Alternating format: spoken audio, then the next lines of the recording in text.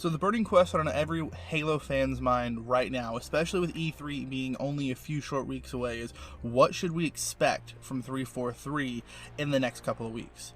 Well, I have an idea of what we're going to get in E3. Now, I don't have any inside information, but what I think is going to happen is we are going to get a multiplayer tease and probably even a little bit of a campaign playthrough. We have to remember that Halo Infinite is the Halo game for the next 10 years, and that Halo Infinite is also free to play when it comes to multiplayer. Now, if you want the campaign, you have to purchase the game, but their multiplayer is going to be free to play for everyone. So I have a feeling they're going to put a lot of emphasis on this multiplayer aspect, and they're going to be giving us at least a multiplayer demo, or a really good trailer of their multiplayer side, because that's how they're going to draw in not only the existing Halo fans, but also new Halo fans, especially from the younger generations.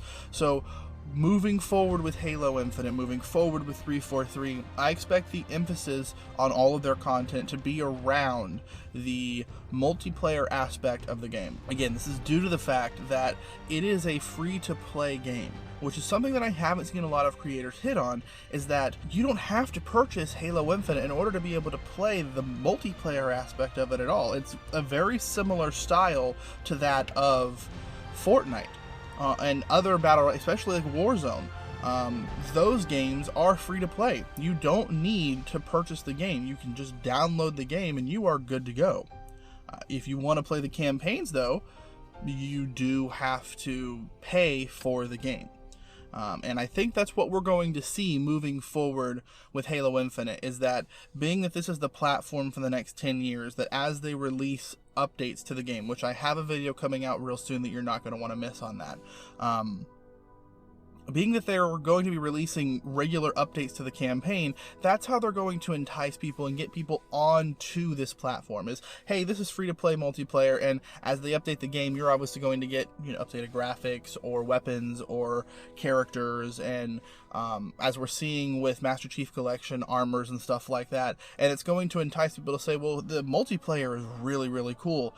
I wonder what the campaign's like. And that's how they're going to convert people into paying customers for the campaign. Or at the very least, we're probably going to end up seeing microtransactions make it back into the game. Whether that's going to be for real cash or it's going to be for in-game currency, that's yet to be seen. I'm hoping that it's similar to Halo 5, that it's, in-game based currency. And if you would like to supplement that with real money, you definitely can, which is kind of how Fortnite did it with their V-Bucks system. So I'm hoping that we have a similar system to that, because that, in my opinion, don't really think that was a bad way to go with the rec system. I know some people didn't like it, and it really only benefited people if you played, Warzone on Halo 5, but we'll see what happens. It's going to be interesting to see how they approach armor customization with Halo Infinite because of their new armor coding system. It's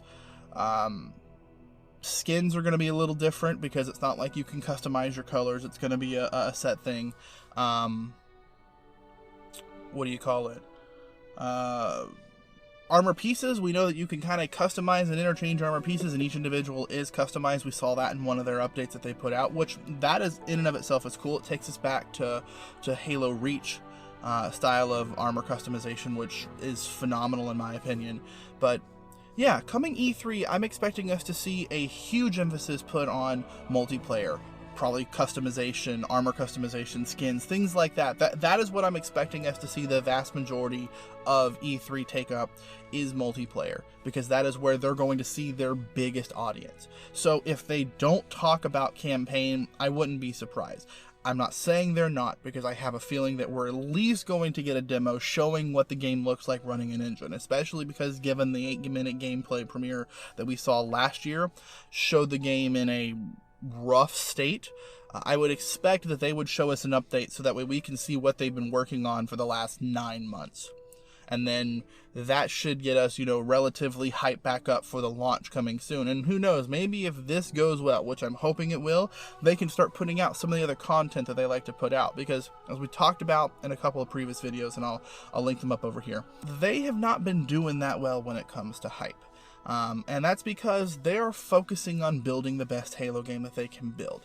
And I talked about us kind of limiting our expectations, because we have to understand that this game is going to be running not only on the new systems and on PC, but it's also going to run on the old Xbox One, which is really limited on its hardware.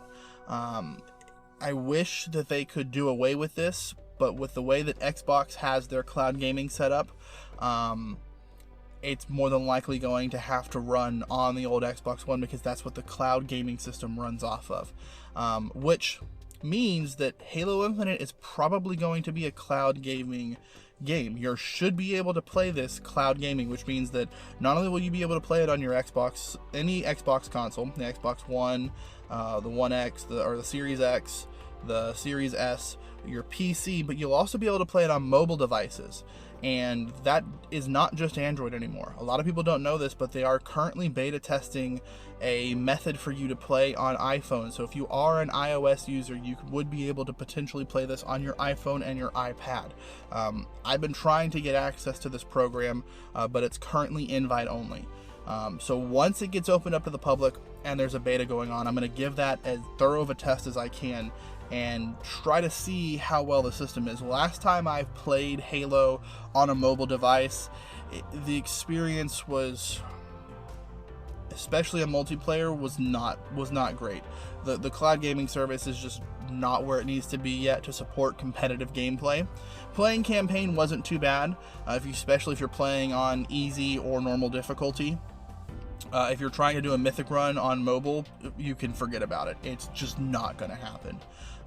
The latency in your movements and enemy movements is just, it makes it almost unplayable, especially on the competitive level and on the legendary or even heroic difficulties. So yeah, I'm excited to see where they go with this. I'm hoping that E3 goes phenomenally for them, that we're going to have a phenomenal launch come this fall with Halo Infinite, and that hopefully Xbox can get their shit together and we can get a really good cloud gaming service, because I'd like to see and be able to play Halo Infinite on our phones, any phones or any tablet we want, anywhere in the world, so we're not limited to just playing Halo in our homes or having to transport our consoles or PCs back and forth to different locations to play with our friends, or things like that. I think if they moved it, or not moved it to being like a Switch, but if we could basically use our phones as a Switch and play Halo wherever we go, that's going to give it a definite leg up in the market. So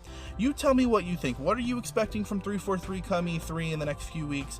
What is your entire emphasis, or what do you want them to put the vast majority on? Are you a campaign person? Are you a multiplayer person? Would you like to see them more talk about skins and armor customization, weapons and things like that? Let me know what you want to see down in the comments. If you like the video, hit like. If you don't like the video, you can obviously hit the dislike button. I know you know where that button's at.